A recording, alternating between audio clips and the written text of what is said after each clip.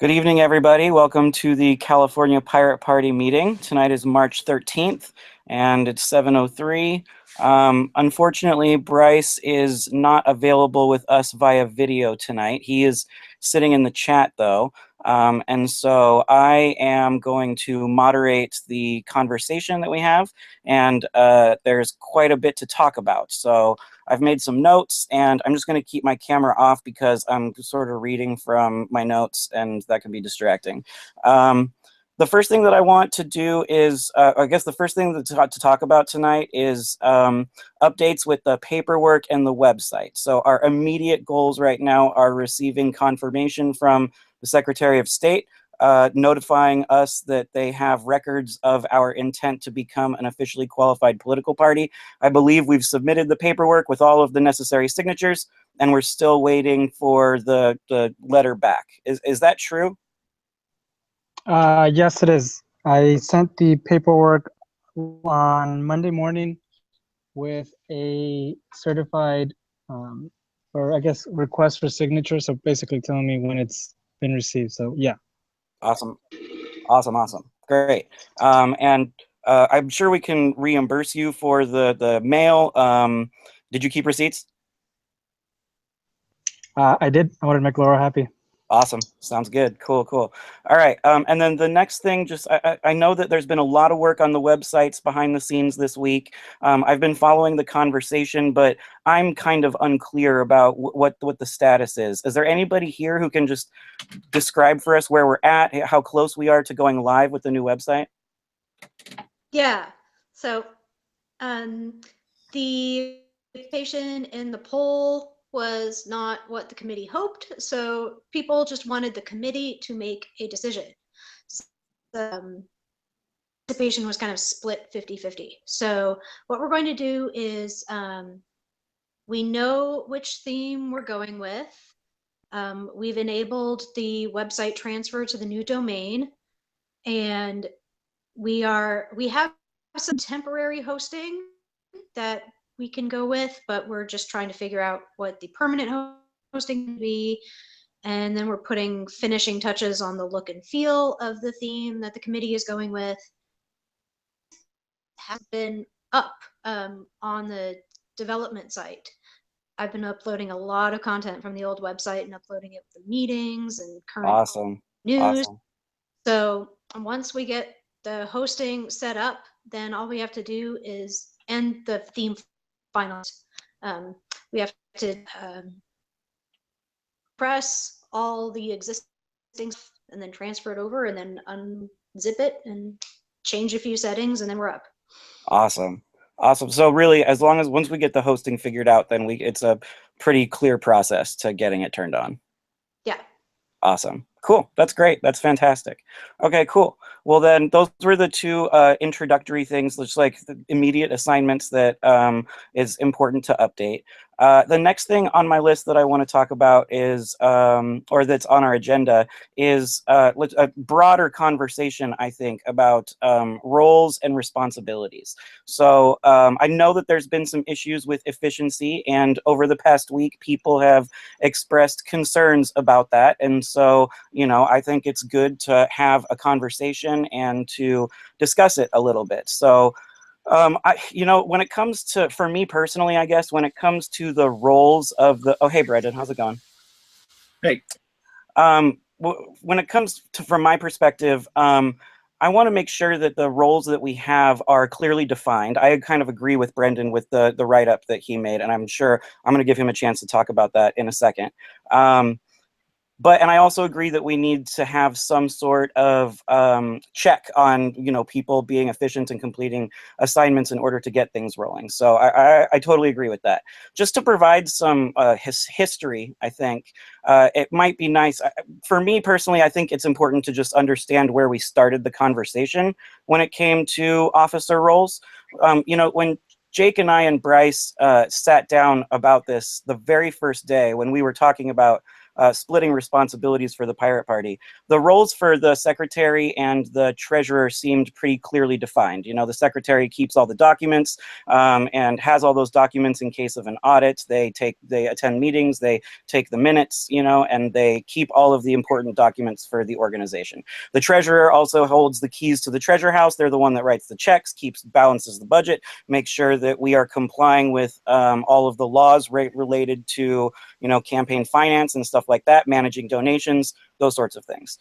When it came to the president and vice president, Jake and I's first conversation about this actually came from an inspiration from pirate ships themselves. We didn't really look at other political organizations. And one of the on an old pirate ship, what happened was that the captain had three main responsibilities. One, the captain was the person that had held the keys to the treasure house and like where they put all of the stuff that the pirates got.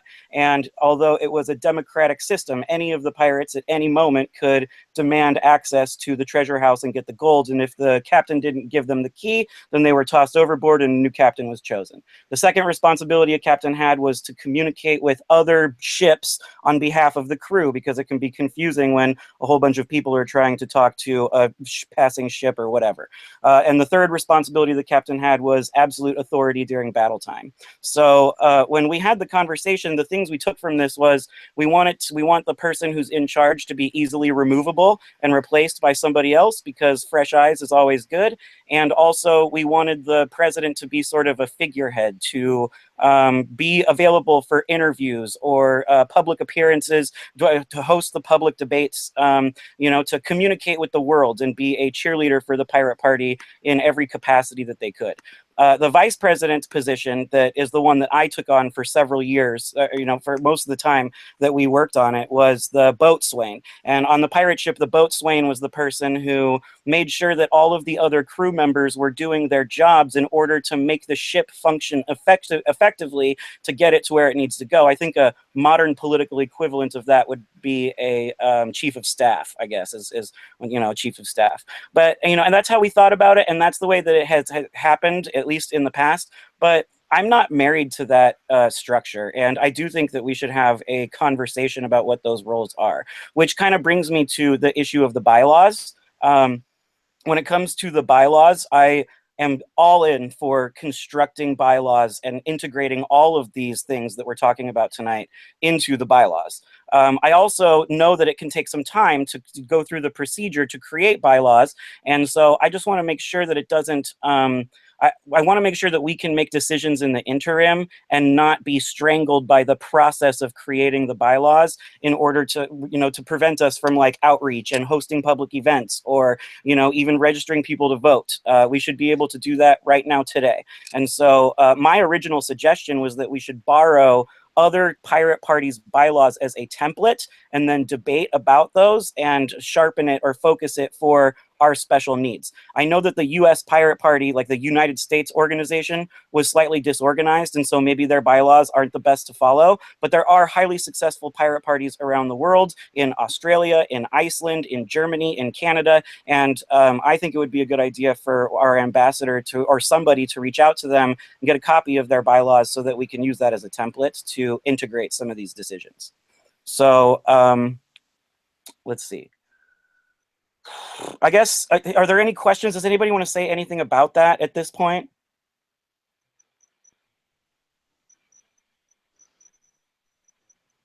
Oh, I mean, I figured I would talk a little bit about what I had said in that document. And yeah, actually, I just read it right before the meeting started, but yeah. I think you're right on with pretty much everything that you wrote there. So rather than me sort of reading and summarizing it, do you want to take over and just say a little bit about what you wrote? Yeah, I can definitely. I don't know if it got shared, who it got shared to exactly, because I sent it to Bryce because I wasn't sure exactly what the process was in terms of distributing agendas. But yeah, the basic idea was just to sort of give us some guideposts on how to get a little bit more, you know, structurally organized and and make sure that we have, you know, a good series of checks and balances on making sure people are doing what they said, not only what they say they're going to do, but also that we're doing what we need to do to keep moving the party forward. Right. A lot of it is organizational stuff. And, you know, like you, I take a lot of the inspiration not only from the pirate parties around the globe, but also from the the classic pirate democracy structure. Like Yeah. I think it's a really great model. And that's one of the reasons why I'd suggested one of the first things we do is get like a very basic, broad charter that everyone who is part of the California Pirate Party basically agrees to.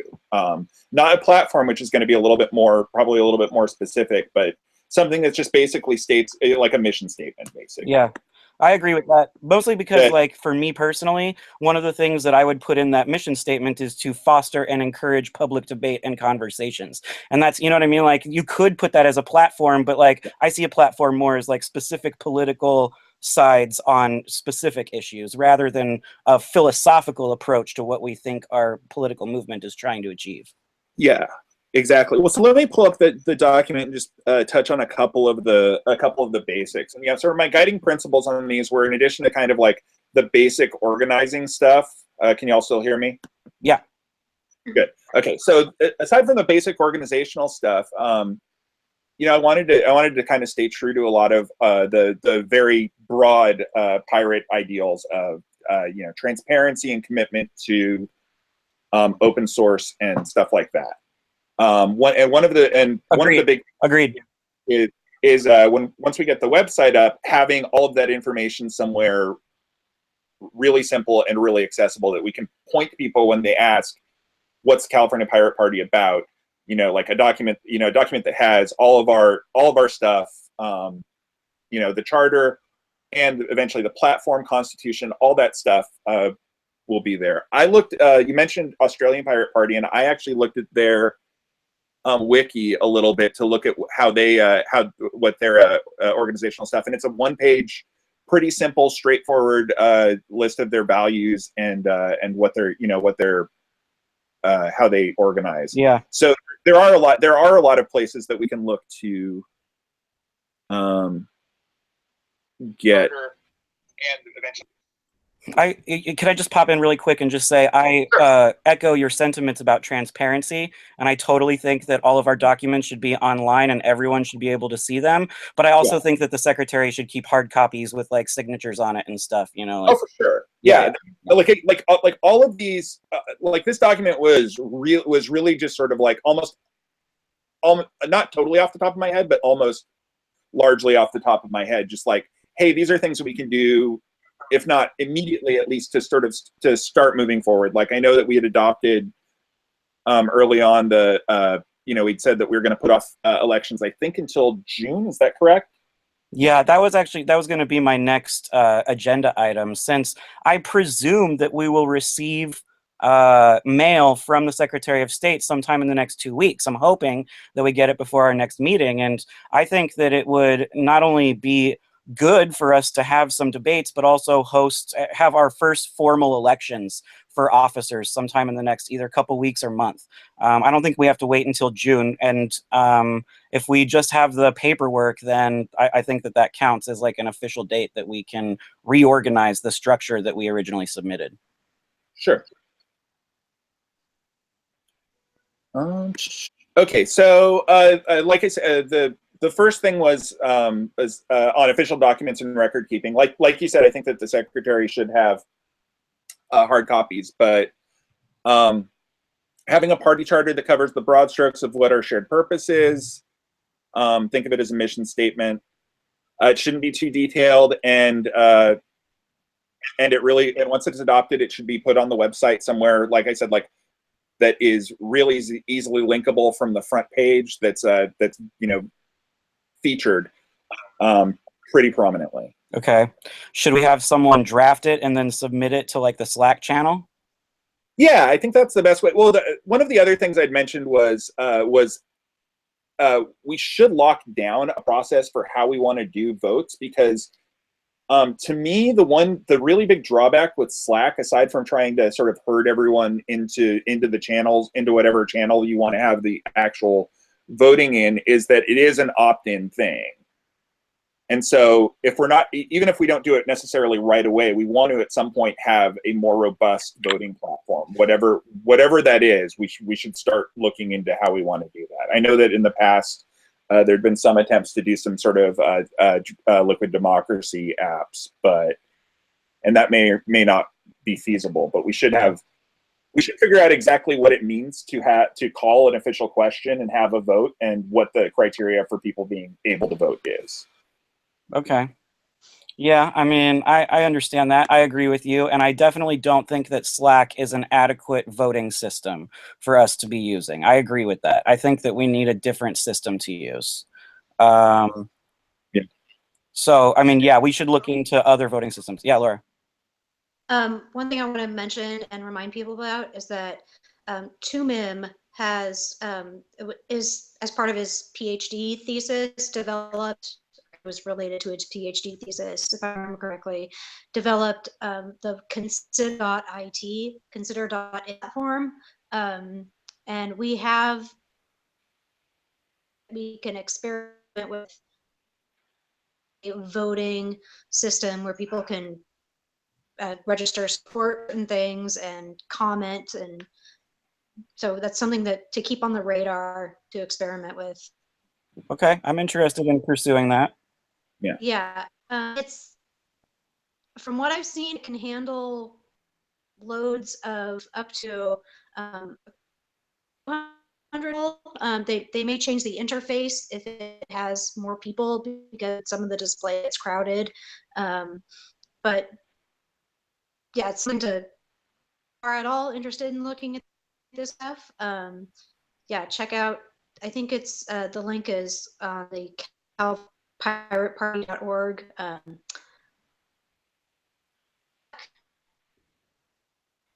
Just make sure that you guys can access it and play with it and see if it's something that we can work with.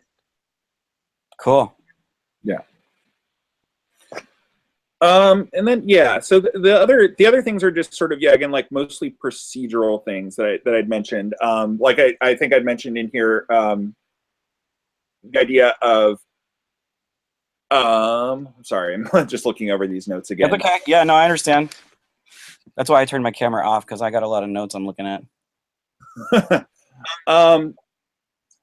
Just in general, just sort of basically like most of this is about sort of formalizing a bunch of stuff that we're already more or less doing, but just so that we have a process so that like if all like if a big portion of leadership either suddenly disappears or is hit by a truck or something, that we have a way, we have a process in place Totally.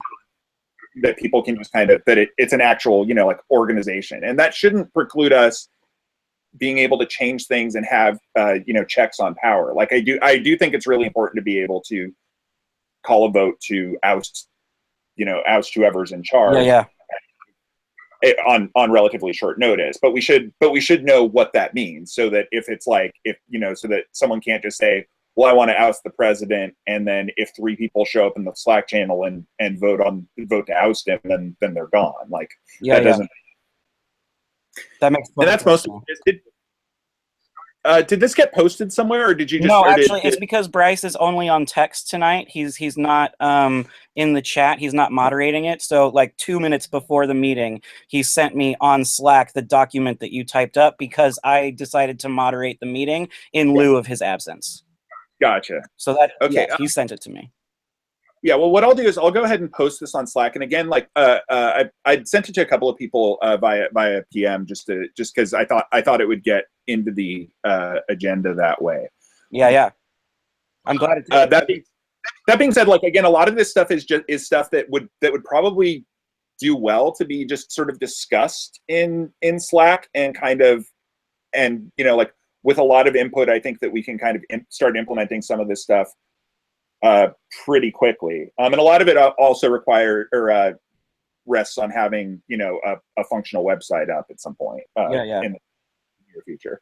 So I'll go ahead and post this, but yeah, I just wanted to sort of to mention that I think that if we start getting some of these processes a little bit more formalized, it's going to make everything go a lot more smoothly overall. I agree completely. And I also, Zarathustra on Slack right now is commenting that a lot of the things that we've talked about since the beginning of the meeting should be resolved and dealt with within the next week. I mean, like, all things considered. And that's pretty quick, So yeah. I agree with you. All those things are right. I just want to echo one thing, or just want to say one thing. I don't want our delay in process to prevent us from taking like real action or having real conversations. And, you know, I mean, I don't mean to put the US Pirate Party on blast, but one of the things that I got frustrated with several years ago was when I dedicated a lot of hours of time to like sitting in IRC chats and communicating with the US Pirate Party. And at a certain point, the emphasis on procedure and process took hours to like decide one tiny thing. And it almost felt like it was paralyzing at a certain point. And so I'm not asking for centralizing any power, but I do think that each individual should feel like they have more freedom to like, you know, have more of the content-based conversations that, you know what I mean, that go beyond the procedure and process of our structure as an organization. And I do, like, I'm not undermining the importance of that structure. I'm just saying I don't want to get lost in the conversation about structure that prevents us from having other conversations about like healthcare in California or, you know, environmental policy in California, those sorts of things. Does that make sense? Totally. And for me, my vision of like how people, you know, hopefully are involved in this party is sort of twofold. One is, you know, that we're a party full of people who have a wide variety of opinions on things. Yeah. And mostly it's supposed to, in my estimation, it's supposed to be sort of a platform to kind of to make democracy more democratic than it currently is. Right. Exactly. But at the same time, and because we're a party, we have to have some kind of organization and structure. But that shouldn't preclude. And there was a conversation in Independence Hall today about sort of, well, we had this thing in one of our mission statements about or one of our platform statements about being, you know, about debate being a civil debate being one of our core values, and someone asking about, well, isn't it okay to say, you know, to really let loose on someone and, you know, go after them because sometimes that's the only effective way to counter something. And the basic discussion ended up being that on a personal level, like, that's great. It's just that the party has to be, I think, a little bit different and a little bit more staid. Yep. As an organization. But that doesn't mean that the individuals up to and including, you know, the president as sort of informal ambassadors can't be very, very partisan on their particular pet issues. It's just that, you know, like it's supposed to be a big ship, and ultimately we're all in it together. Right. And one of the founding principles is that we're going to disagree, and that the conversation about those disagreements, it's actually, I mean, for me personally, the principle is that it is fun to have conversations where we disagree with each other. And over the course of those debates or disagreements, I think that, you know, our policy or our platform, our feelings about certain issues will emerge from those conversations. And I agree with you about that. I mean, as a larger philosophical point about like resistance, this is one of the things I mentioned in Independence Hall too, is that, you know, I have certain things that I can do given my experience and what I have available to me to communicate the message of the Pirate Party and try to spread awareness about its values and principles. But there are certain things that I can't do. Does that mean that I disagree with other people that might take a more aggressive approach? No, I mean, I am not in the business of telling oppressed people how they should and should not fight back against systems that oppress them. And so, you know, I mean, however, I have a particular skill set that I can use in this context. And, you know, just to give you an example of this, a couple of years ago, there was the Trans-Pacific Partnership was going around the world, and there were several different meetings with the people who were like negotiating the terms of the TPP. And we got contacted by the Australia Pirate Party. They said they're coming to Los Angeles. Do you have someone in the California Pirate Party that can go and speak on our behalf for the copyright and intellectual property components of the TPP. So my friend and I, Travis, who is one of the other founders of the Pirate Party, he and I wrote a speech to protest, and not protest, but it was an actual policy speech about all of the problems in the Trans-Pacific Partnership. And he showed up, got his name tag, went into a closed door meeting, not available to the public, and basically shouted down all of the people who, I mean, in an intelligent way, but made a pretty good argument. Now, I don't think that Travis or I or the Pirate Party would be invited back to events like that if we acted in ways that alienated us from people that wanted to have civil discourse. You know what I mean? And so for me personally, I like debates where people have civil discourse, but I'm unwilling to criticize someone for punching a Nazi, even though, you know what I mean? Does that make sense? Yeah, I mean, I'm not necessarily saying that we should at all criticize that. I just don't think that it shouldn't be a party position that go punch some Nazis. Yeah, you're right. Exactly. Yeah. And I mean, I think, and again, I think it's one of the things that's really attractive to the party for me is that balance of individual rights with a sense of protecting our larger communal rights. Exactly. And for me, one of the other important aspects here is that, I believe that as the internet has been created, it has also led to a set of digital rights. Once it's been you've opened Pandora's box, and so there are certain rights that should be associated with people's use of technology. And I think for me personally, that seems like one of all of our overarching goals. Regardless of our disagreements about systems of government or economics, it seems like all of us want a free and open internet. And so that's an important piece. Orion, it's George. Sorry to kind of butt in, but I think that should be the biggest piece of this all. I think that can lead to every other aspect within our party. Participation, I think, will come almost directly from technology, and that should be our number one priority. I agree with that. I agree. Yeah, because in my mind, that's what Brendan was talking about in terms of, the Pirate Party's promise of using technology to liquidate democracy and make it more horizontally available to people. I agree. Okay, cool. Well then, let me just say a couple other things. I am in favor of putting a vote for officers as soon as we receive the paperwork back, and also a robust conversation beforehand about what roles and responsibilities are delineated for each of the officers. So it doesn't have to be 2 weeks from now, but maybe 1 month from now might be good, or we can do 2 weeks from now. I'm okay with that too. I would like it to be at least a month so that we can have hopefully by the next meeting we can have an actual list of officer responsibilities, duties, and then start talking to people about who wants to run. Okay. So. Yeah, I like that. That's cool. And also on this Wednesday, I'll take a stab at I'll draft something in terms of what I think you're talking about with your mission statement, and then submit it to you all to look at. And you can change it or whatever. It's just a guidepost, I guess, like your initial document. Is that okay? Yeah, no, I mean, I think everything right now should just be considered a placeholder. If it works and it's great, we can adopt it on a more permanent basis. But for right now, anything that helps us get, sort of things cemented in place, at least temporarily, so we can get some traction, I think is a good thing. Cool. Even if we end up chucking it later. Yeah. Okay. Well, that leads me to, I only got 2 more things to say, and then I think I'm good. The first one is about running people for office and voter registration. I think it's totally awesome that there are people who are considering running for office as pirates. And frankly, it's one of the greatest ways we could build awareness of our party is, to run candidates. I just want everyone to know that the Pirate Party as it currently exists cannot officially sponsor legislation or candidates for office.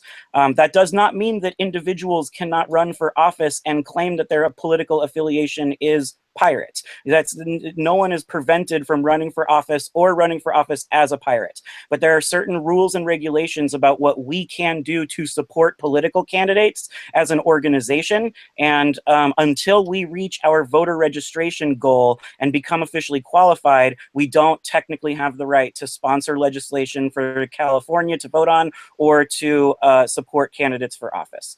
So like I said, it should light a fire under our ass in order to achieve our other immediate goals beyond the website of registering people to vote or doing the petitions. Which brings me to the point that I have about voter registration. I have not made the video, and I know that we've been talking about making a video in order to train people for the voter registration drive. What I have done is I have found the exact web page that has all of the details and all of the rules related to conducting voter registration drives in California as political operative or political, for political purposes.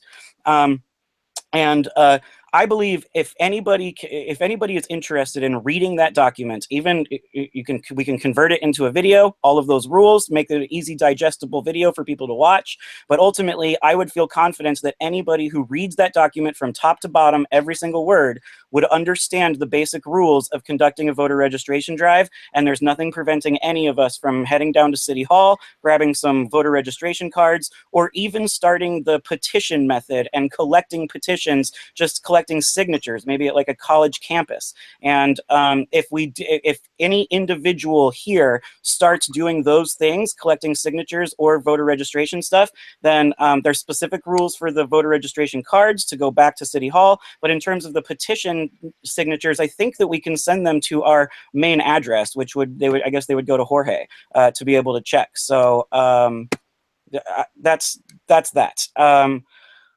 I just want to make sure that I clearly made a distinction between the political parties and people running for office using pirate as their political affiliation. There's nothing wrong with that. And I do think that we should have a conversation as soon as possible on not only making some assignments for voter registration drive, but like maybe appointing someone to be in charge of the voter registration drive. Are there any thoughts about that? I mean, I think it's great to get started on voter registration ASAP. I don't want to be in charge of it. I'm already. It's a shitty job. It really is. Yeah, no, and I've already got a lot of stuff going on for at least for the next month. So I don't want to take over too much right now. But yeah, right, let me ponder that one. And to see if I can pick somebody up on Slack to kind of take it on with me, but I'll for sure think that one through. Okay, cool, awesome. Wow, I mean, I know that it's a really shitty job. It is, because you have to make sure that you follow the rules and that you train the people that go out and do it. But honestly, it's the most important thing that we got right now. Other than, I wish we could do it online. Like, it'd be so awesome if we could collect verified signatures as a petition to do it online. It would totally be in the spirit of what we're doing here. I just think the Secretary of State won't allow that. So. There's a conversation to continue. Last thing that I want to say tonight, and then if anybody else has anything to say, I'm happy to chat and talk about it. The last thing that I want to say is just to echo some of the sentiment of why I originally got into this in the first place. I'm not a technology person. I don't speak the language of programming. I sometimes I don't know about like cutting edge technological developments, but I am someone who cares very much about intellectual property and copyright. I believe in the values and the philosophy of pirates, and I think that those are valuable things. I'm a debate person at heart. I'm a lawyer and a debater, and that's what I love more than anything else. And I fundamentally believe that debate can make our world a better place. I fundamentally believe that there is a hunger for intelligent public debate in our state. And so I originally saw the Pirate Party as an opportunity to express ourselves with a slightly larger microphone. And that's something that I continue to plan on doing. I like the online debates. Just to give you some examples, I mean, I mentioned the Trans-Pacific Partnership Treaty speech that we gave. We had the opportunity at one point to interview Cory Doctorow and ask him questions about intellectual property around the world.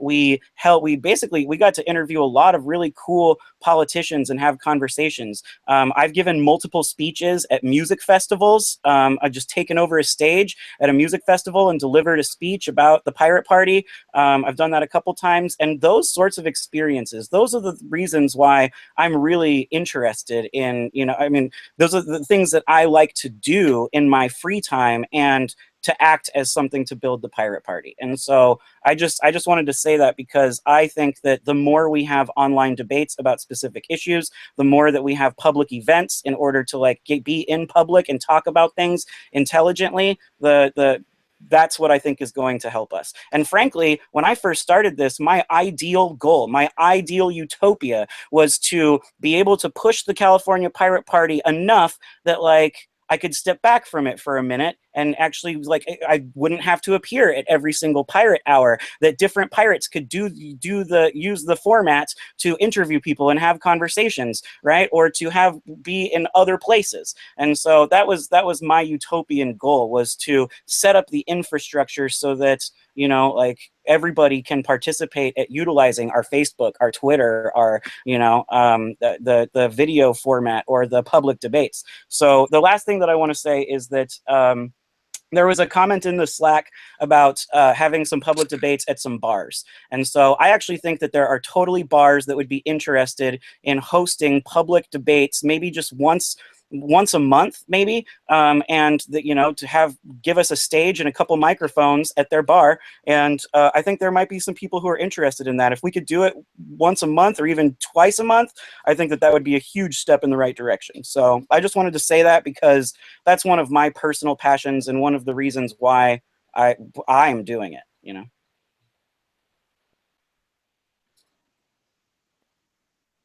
So yeah. Cool. All right, well, anybody want to say anything else before we shut down the meeting? Any comments about any issues we haven't discussed? Ryan, can I just give a little report? Yes. Okay, now that we have the paperwork at least sent in to the Secretary of State, the next things on the plate for when it comes back are one,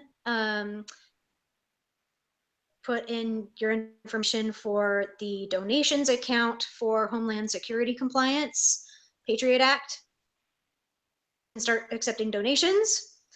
And then two, we need to file the paperwork that adds me onto the IRS system so that I can start working on filing taxes. And I hope that they have,